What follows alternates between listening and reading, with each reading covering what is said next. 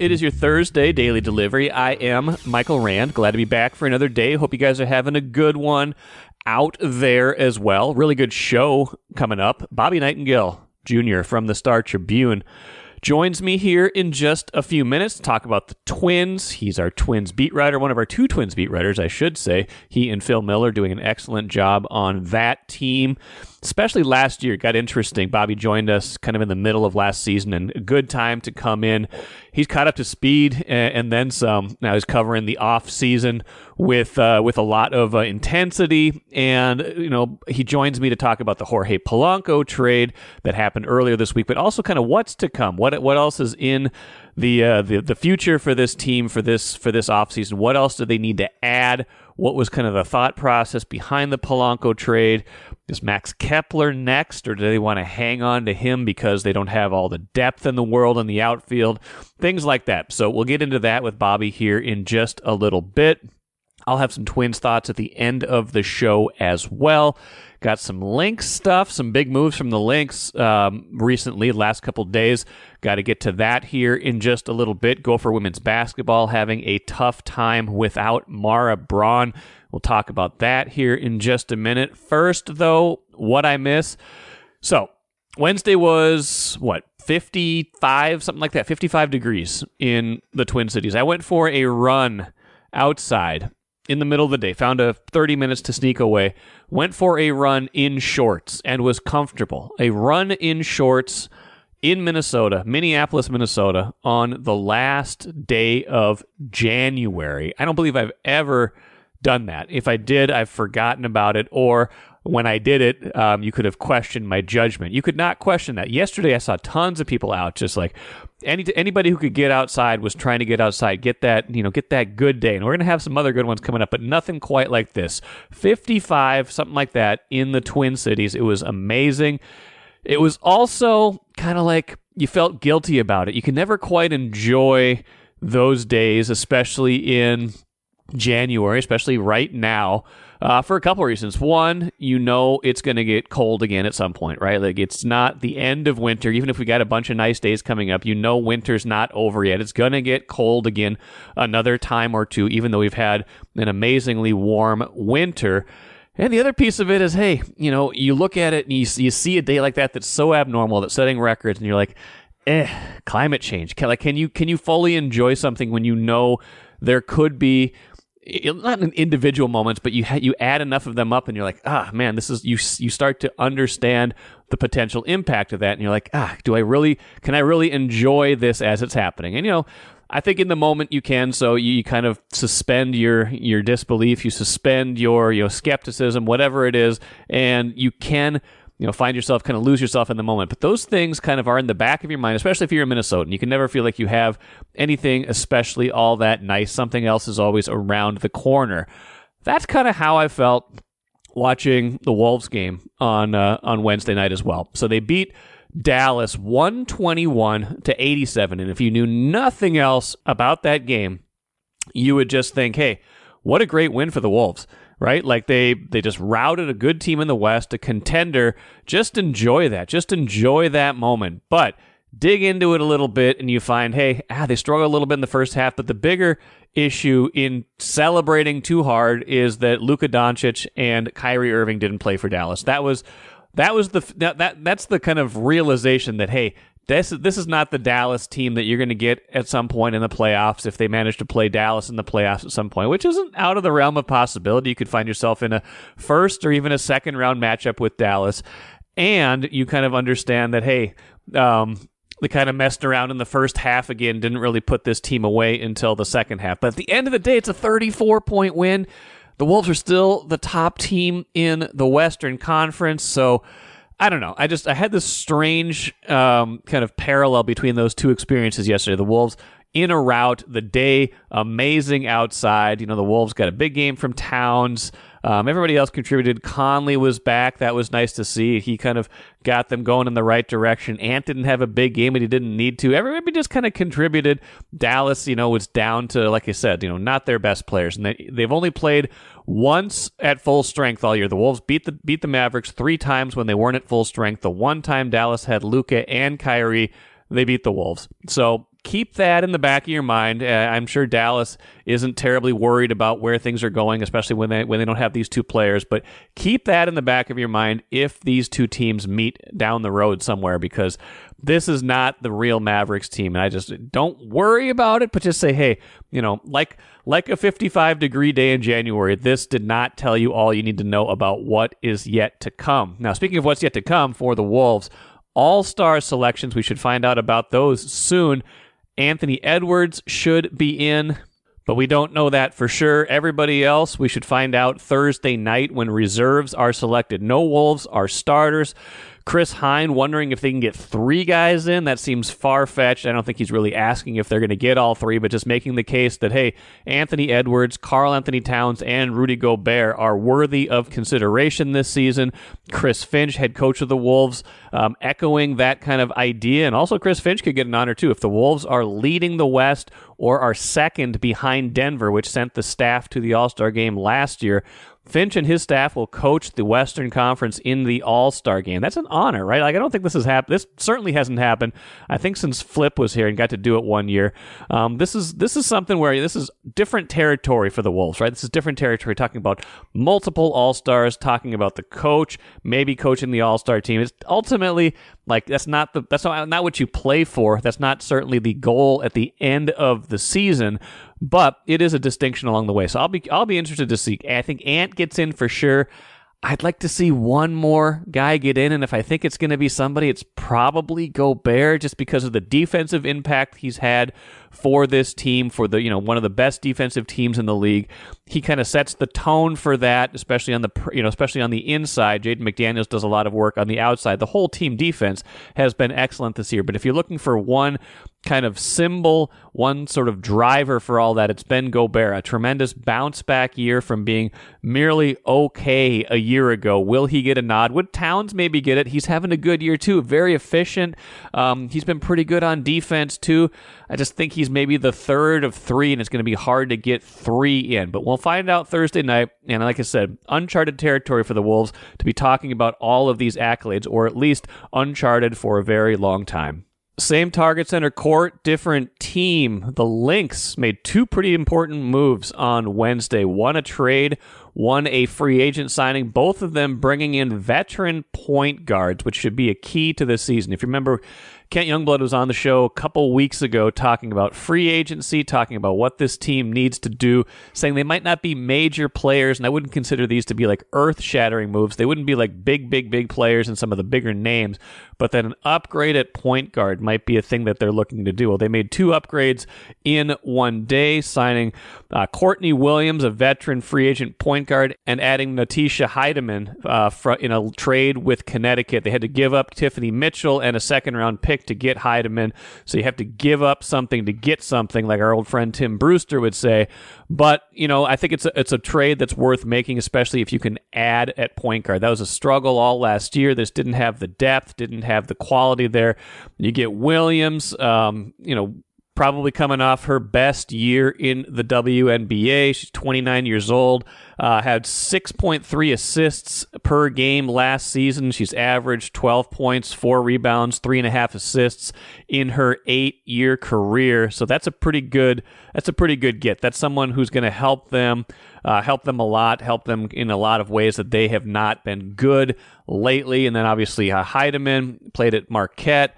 Career averages of 7.9 points, 2.4 assists. She can make the 3. So just some good quality players they seem to have brought in right now. Good upgrades in the areas that you need them. That's all you can really ask for in an off season. We'll get to that a little bit more too with the Twins. Are they able to make the upgrades in the spots they need to upgrade? The Lynx seem to be doing it, not splashy, but in ways that will certainly benefit them the rest of this season. Quickly, Gopher women's basketball struggled again without Mara Braun. First game fully without Braun. They lose at home to a good Penn State team. 80-64 is the final there. Might not have won that game anyway, even if Braun was healthy, because Penn State's been awfully good in the last few weeks. But a little bit of foreshadowing of what's to come. Braun's not going to be here. The injured foot from the other day, that's going to linger for the rest of the season. So Gophers trying to figure that out. Like I said, Kent was on a couple weeks ago talking about how they were, at that point, they were looking like they could be a tournament team, not even just on the bubble, but, a team that was firmly in that conversation, firmly in that mix. Now, 3 losses in a row, losing your star player. The season has taken a turn. I'll be interested to see if Don Plitza-White can kind of right the ship, make sure this season isn't just, kind of a struggle to the finish, get something out of it, start building again towards next season. And this season, it's not over, but see if they can keep building towards this season and beyond.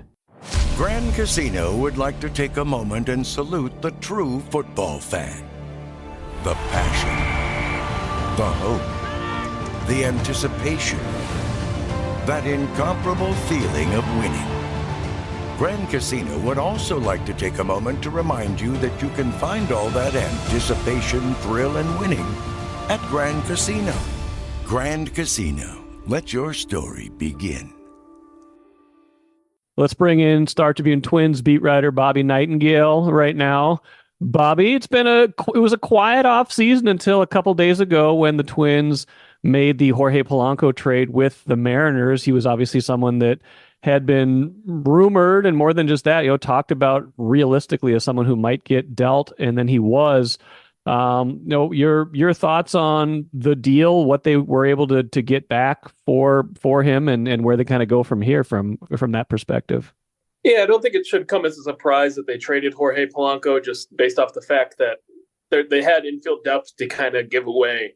You have Edward Julian, who moved Jorge Polanco to third base and designated hitter at times last year. You still have Kyle Farmer in the organization. You have the left side with Carlos Correa and Royce Lewis as your everyday guys. And then you have a ton of guys for the right. I mean, Willie Castro could play second base if you need him to. Austin Martin's coming up.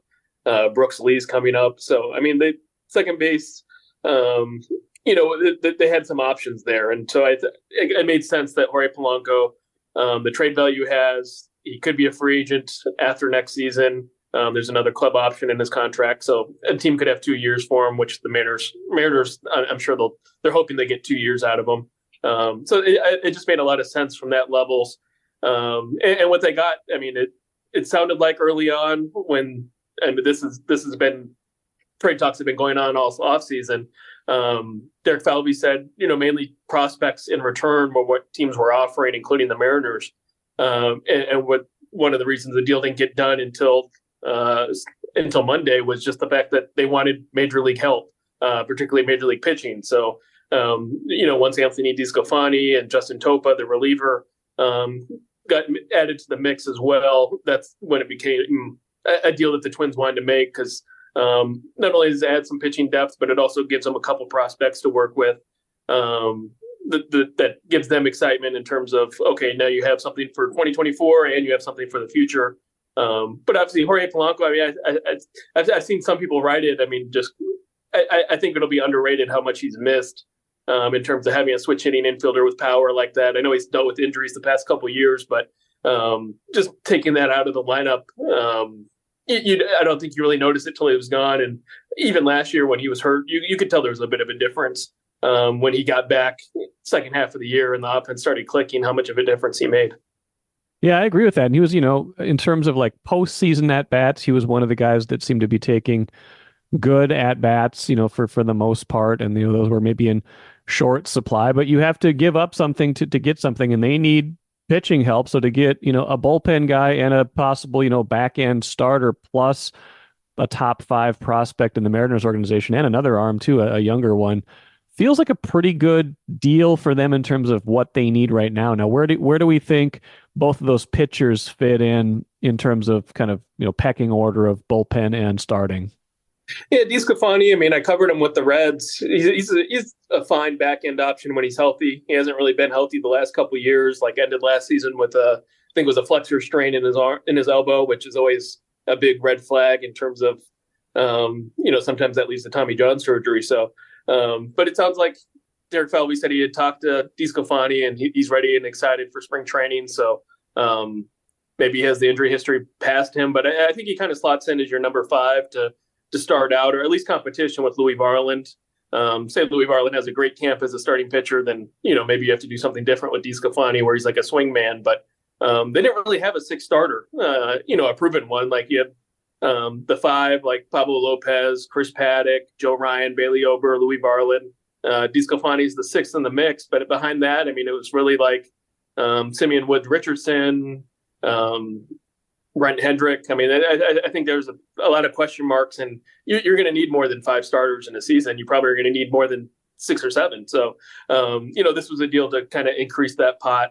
And then Justin Topa, he had a great year as a reliever. He's had one great major league season. He only allowed 4 homers and 60 innings last year. Obviously, I think there's going to be a little bit of regression there.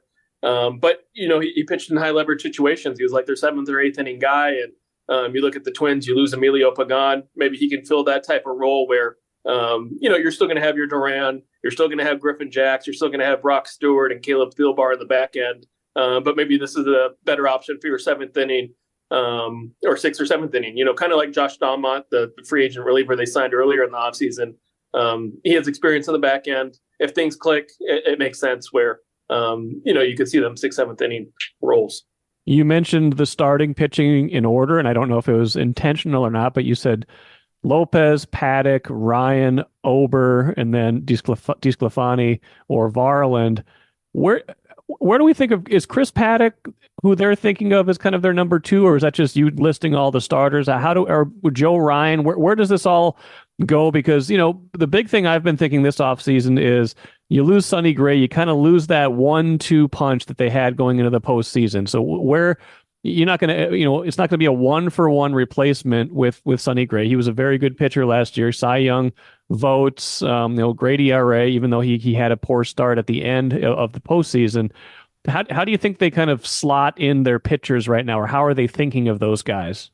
Yeah, I mean, I think Joe Ryan, what he showed in the first half, if he would have, kept that up for the entire season, I think he'd obviously be your number 2.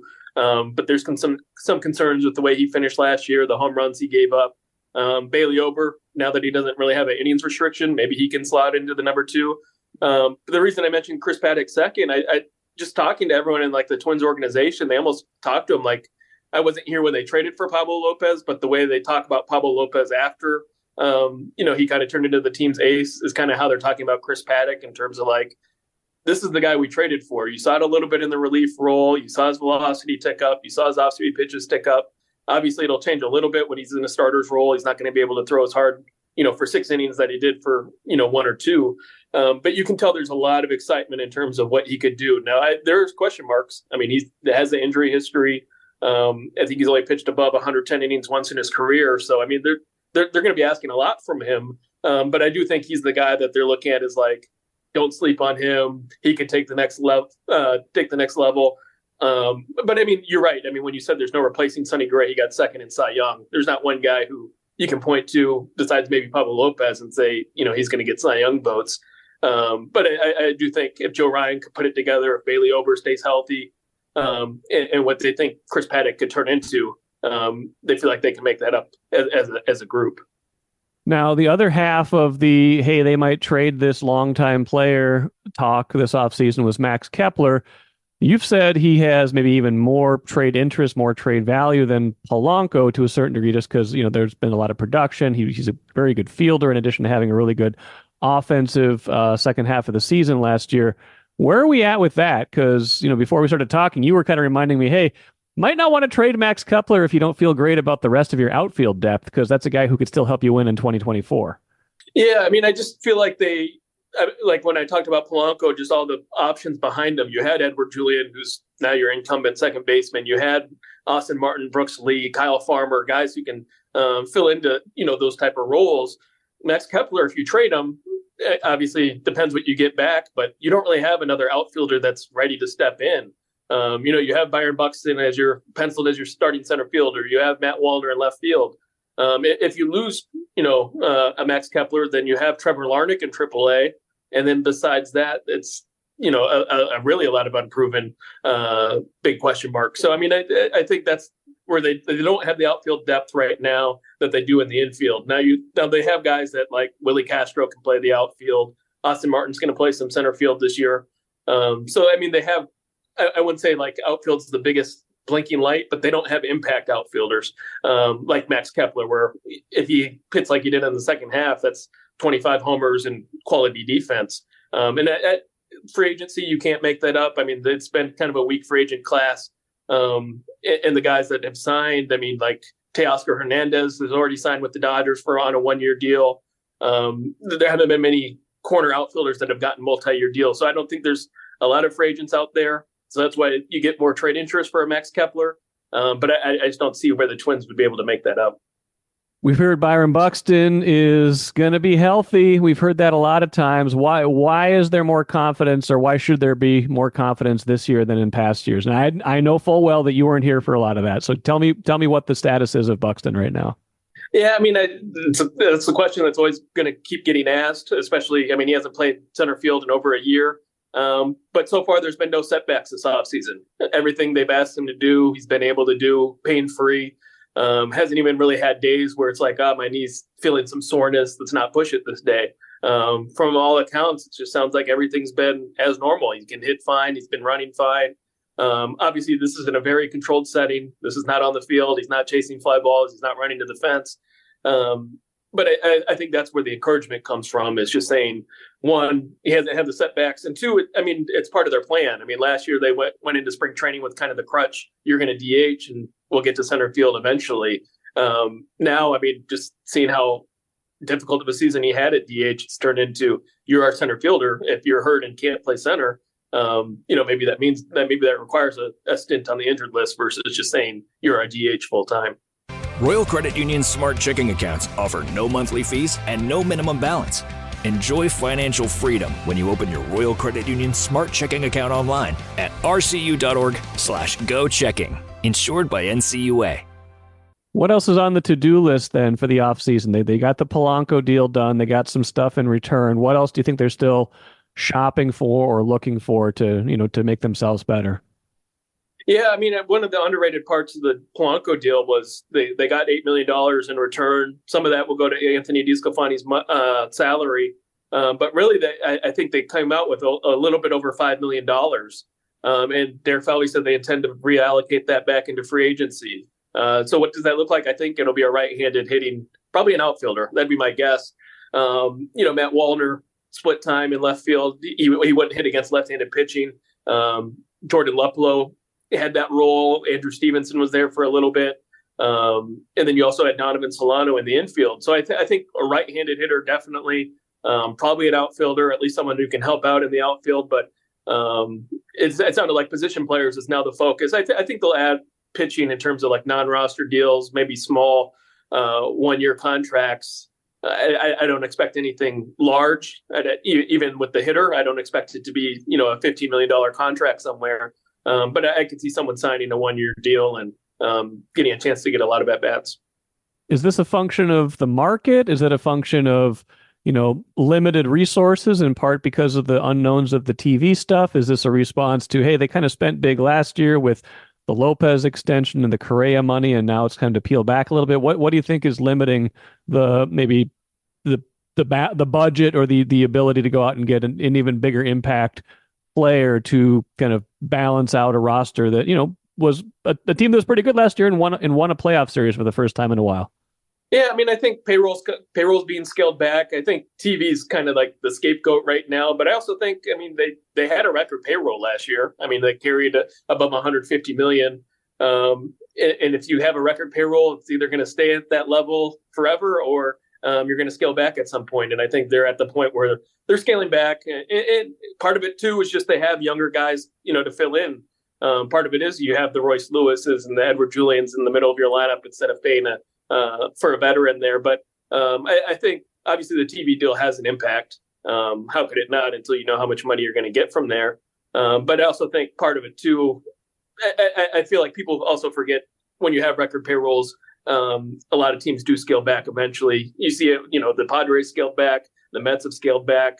There's a lot of teams this offseason who, when they spent heavy, they kind of reverse course over the past year or two. So I think the Twins kind of just fall into that camp as well.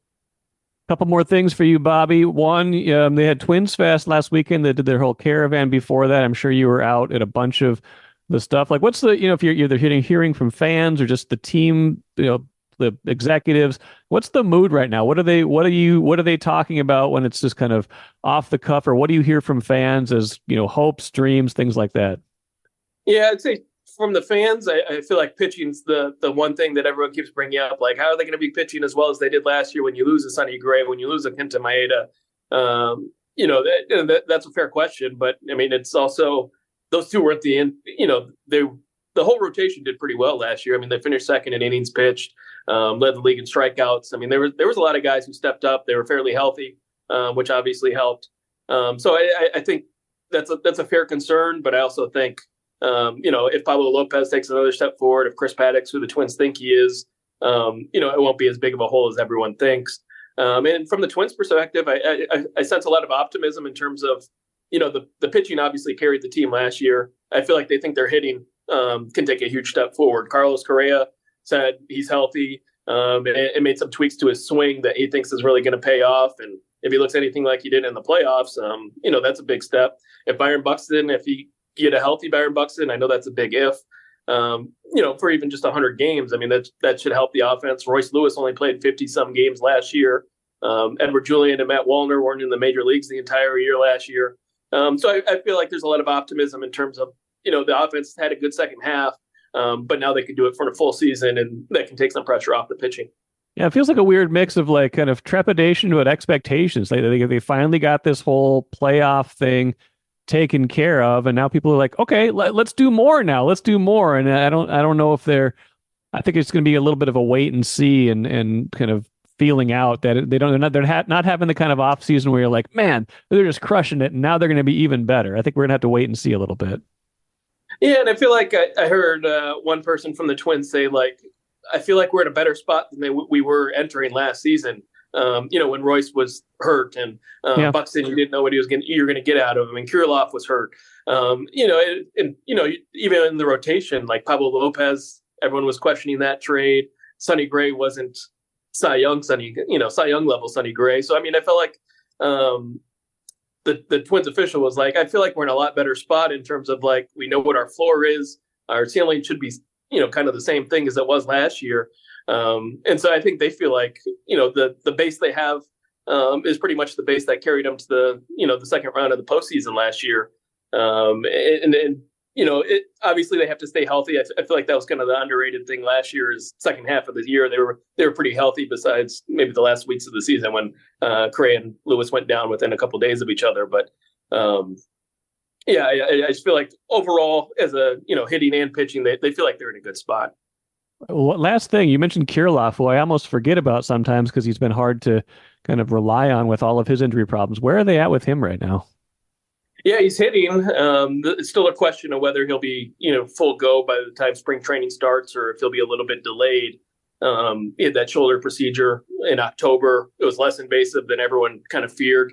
There was kind of worries that he might be out for an extended period, and it did not end up being that. So probably your starting first baseman if he's healthy enough, at least against right-handed pitching. And then maybe if you sign a right-handed hitter, someone who can pair with him at first base. But, when he was healthy, he showed some things last year, showed some opposite field power, and obviously can hit for a high average. So, I mean, there's some excitement in terms of what he could do if he can kind of put his wrist behind him, which he said it's farther in the back of his mind than it was, kind of at any point previously. So, that's at least encouraging that, the wrist isn't something that he's dealing with on a daily basis.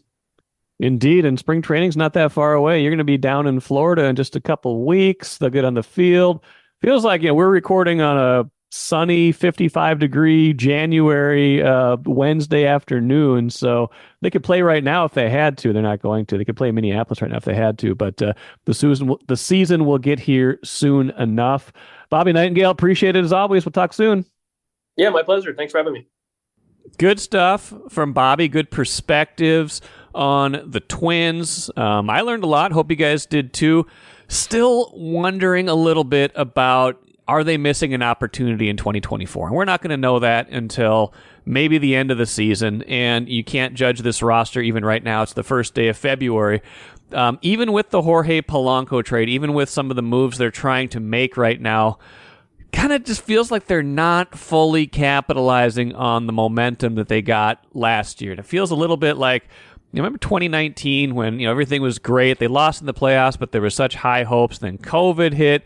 Things just kind of got derailed. It wasn't like they weren't trying still. They'd added Josh Donaldson that offseason. They were still trying to get better, but they lost a lot of momentum that year, not so much by their own fault, but by circumstances. This year, the TV stuff, if that's being blamed for a lot of their financial decisions, if that's kind of wrecking a little bit of their momentum, I can see that, but that would be unfortunate. It just doesn't seem like they, it feels like they could use one signature offseason move to get people to say, okay, yeah, this team won last year, but they're not getting complacent. They're trying to add to this. They're trying to get even better. They're not just trying to hold serve and make, and hope that certain players take step forwards. I don't know.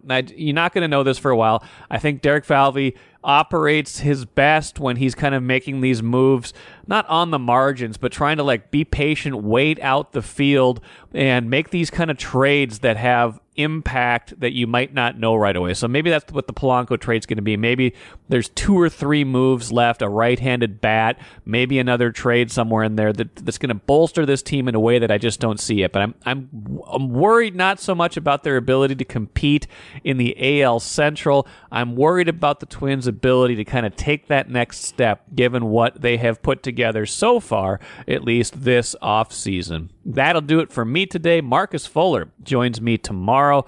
Talk Gophers men's basketball. Big stretch of games for them. Northwestern on Saturday. That's a very good team right now. That's an opportunity for the Gophers to get a good win, get themselves back to 500 in the conference. We'll talk about that team, some of the injuries they're battling, some of the guys that they're stepping up, things of that nature. Until then, enjoy the rest of your day. It's not going to be 55. It's going to be awfully nice. I am Michael Rand, back at it again on Friday.